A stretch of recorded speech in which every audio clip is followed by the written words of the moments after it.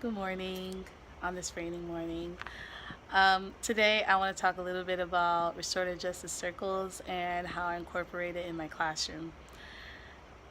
The idea behind restorative justice circles is to build a relationship with students and at the same time stay away from punitive and type of consequences, different types of consequences that'll lead a student down the path towards prison. So it's to prevent that and to go down a different route. So we're practicing this in our schools today. And it's basically circle time every single morning with a twist. Basically, all the students gather around in a circle on the carpet, and then I have a topic that we talk about every single morning. It could be what's your favorite color, how are you feeling today, what's your favorite time of the year, what's your favorite holiday, what does your family like to do. And so the students have an opportunity to talk about that during circle time. We have a talking piece, and the talking piece for me is like a little soccer ball, since most of my students like soccer or like to watch soccer. It's this little stress ball that they can squeeze as they're talking. And so it's established that when we're around the circle, we're sitting knee to knee, and that the person who has the talking piece is going to talk for the whole time, and everyone else is listening and paying attention to that person. And so you establish that expectation at the beginning. And so now I'm at this point where if someone knows that they're holding the talking piece, they know they're going to let that person talk and we're not talking over them or whispering to our partner next to us. And so the talking piece goes around the circle. And sometimes I put my input. I would tell the students how I'm feeling, or what's my favorite toy or game to play, so they can know a little bit about me as well. This is a great relationship building piece as well. And restorative justice circles can also be used if something happened in the classroom that affects all of the students. So there was this one time where one of my students, she had a bad morning, and so she took it out on one of my other students. And then it caused a big scene in one of their ancillary, their extracurriculum class.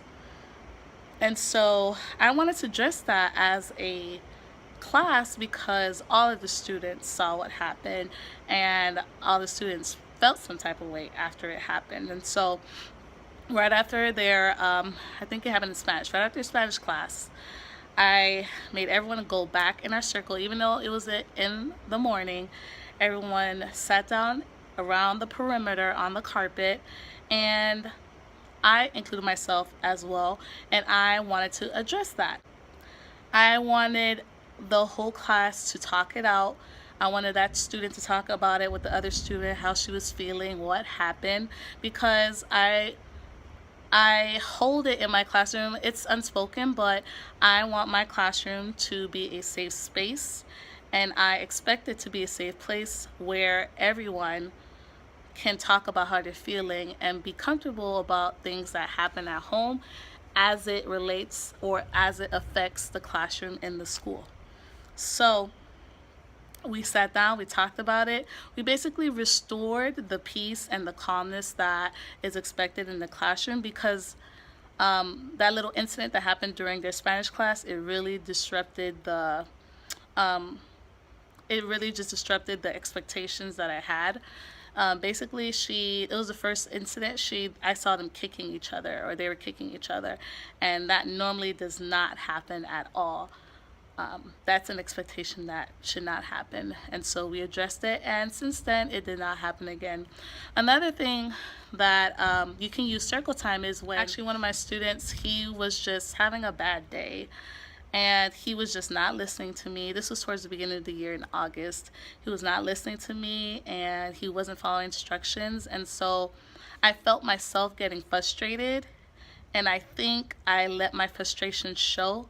And then during my planning time, I just felt bad about it because the whole class saw it, and I didn't want them to think that I was just mad. And so I wanted us to go back to our circle time, restorative justice circle, because I wanted them to hear how I felt, why I reacted the way that I did, and that I was sorry. And I apologized.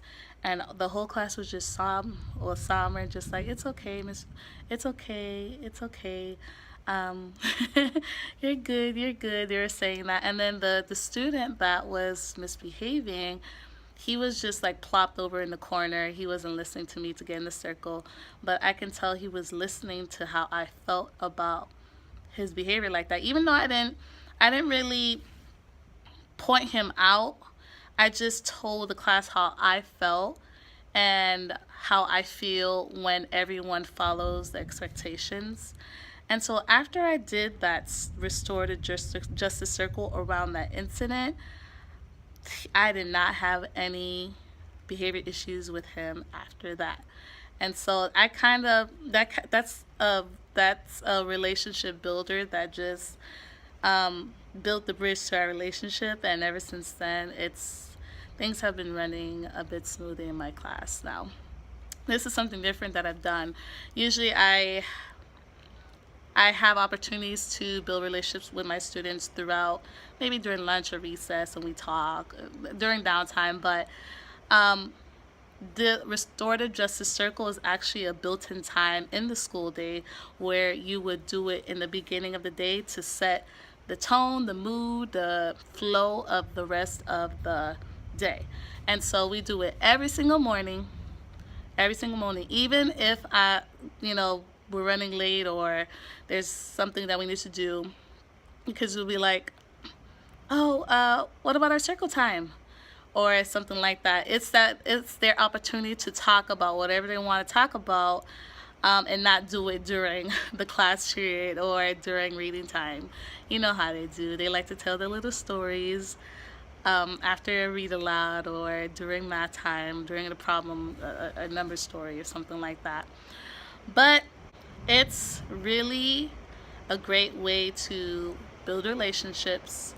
So a great way for other students to build relationships, for them to have a community within the classroom, to establish the classroom as a safe place, because some of my students come from rough areas, and so they go through some things when they're at home.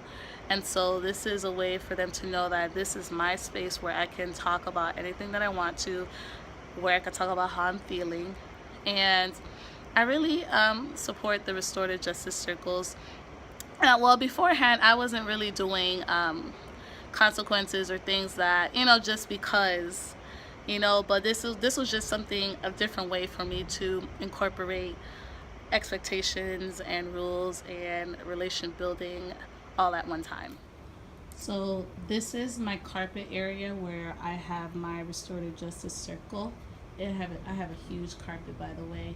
And so they will sit along the black line. I call it, go ahead and sit around the perimeter. So it's actually a routine in the class that they know exactly what to do once they come in. They come in from the door. They put their backpacks and lunch kits over there. Sorry for the messiness. And then it comes straight to their carpet circle around the perimeter on the black line. That's how I present it, around the perimeter. The little circles are their seats. It's easier for them to sit in a line or correctly. But this is where the action takes place. A huge circle. All 25 of my students can sit around the perimeter for our circle time. I hope you took something away from this. If you have any questions, you can go ahead and leave in the comment section. And I will see you in the next one. Bye.